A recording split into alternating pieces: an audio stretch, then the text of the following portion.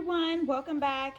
Okay, so today I'm going to show you how I make my Mexican rice. So this is actually hot water. It's about half of the plate or the bowl right here. So I'm going to put 1 cup. I think I'm going to do maybe like 1.5 cups. So that's one. Depending on how many people you're feeding, we love rice. So I usually actually do the entire bag. I'll show you the big bag, or it's a small bag, but I usually make this all. But today I'm only making so I can measure it with you guys. So I'm gonna do about 1 3/4 cups, okay? So I'm just gonna put all this in hot water. Now the reason why I put it in hot water is because it's gonna help it cook a little bit, or at least get it to be a little bit soggy. You don't want it too soggy. I really leave it only until the until my pan is hot with the oil. But I just like to mix this for a little bit and then let it sit there till the pan is good and ready, hot for me to pour it. Make sure you drain this before you put it, of course, in your pan so we can cook it. So I'm gonna go ahead and do that. Let this sit for maybe about 20-30 seconds and come back and show you guys what the next step is. Okay, so now I've already have my pan ready and hot, so just be careful when you pour it, because it will jump a little bit. So I'm gonna put all this extra mess.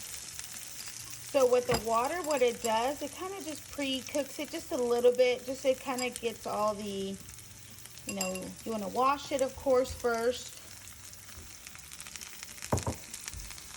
And once it's in here in your pan, what I like to do is I like to add a little bit of onion.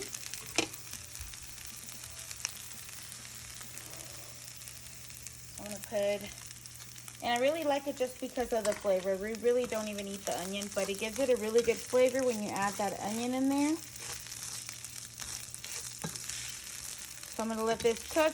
So you want it to, don't stir it too much, because then you're going to get a soggy rice. So what I like to do is I'll let it here cook for, I flip it maybe every minute or so, but just keep an eye on it. I have it to a little bit less than medium. So that way it's just going to give me, it's going to pre-cook it a little bit, and it's keep turning it when it's roasting.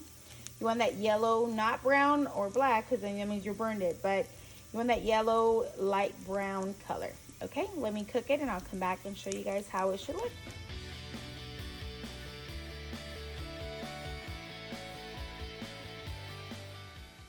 Okay, so this is how brown you want it. You don't want it too light and too dark. So now we're going to do 1 cup of water. We're actually going to do 2, but I'm doing one at a time because I'm only using one hand. So you want to do at least 2 to 2.5, because what we want is for it to cook a little bit first, little by little. That's my trick, or my kind of my suggestion, and why the rice, I love how it actually ends, because you want to cook it slowly. So we're going to let this shimmer, but I am going to go ahead and put the seasoning, which is one of the, I think, special ingredients or important ingredients. I use the Nor caldo de tomate con sabor a pollo. This is what I use, and I normally do one. I have to taste it, you guys, because then I want some more. And so I'm gonna do half of a tablespoon, okay? And I just kind of mix it a little bit, and see, I do want it to be, you want the color, because that's how you know how much flavor you're gonna have. This is all you need, and I'm going to actually also add one more ingredient after this. So we're going to do, so it's going to be 1 tablespoon. Again, depending on how many people you're feeding, how much you're doing, but I will put at least 1 tablespoon. And you want to taste it. So whenever this, the water actually dries up from this time, or when I just add the water, as soon as the water dries, you want to taste it to make sure that it tastes good. If not, you can add more of the caldo de tomate. But I honestly love this thing. You don't need to put anything else, meaning to flavor or salt or anything like that. And then another thing that I love to put, I like to put a jalapeno in there. So this right here is going to, I'm going to let it just the water to dry up, and then I'm going to come back and put a little bit more. So that's the trick, adding little by little of the water because that's how it's going to slowly cook. Now I'm going to turn it down a little bit to maybe like right there. Okay, so we're going to let this cook and I will come back. I'm going to cover it, so put a lid on it and let it just let the water dry up, and then we're going to add another little bit more of water. Okay, I'll do that. Okay, so this is how it's going to start looking because it's already, the water is dried up. So I want, before it, you don't want it to stick, so keep an eye on it. And then we want to add 1 more cup, and then we're going to see if, yeah, we're going to need 2 more after you let the water dry the first time. You want to go ahead and add at least 2 more cups. So the trick about how I do my arroz mexicano is keep adding water little by little, but after these 2 cups, there's no more water that we're gonna need. That's gonna be it. We're gonna do,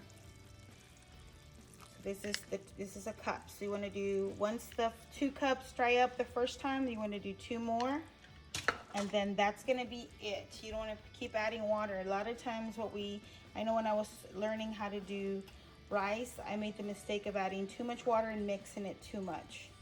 So that's why I use this right here, this type of spoon, because it doesn't really mix it, it kind of just moves it around. So this is kind of like the reason why I use this utensil or this spoon. And now we're gonna go ahead and let it just shimmer.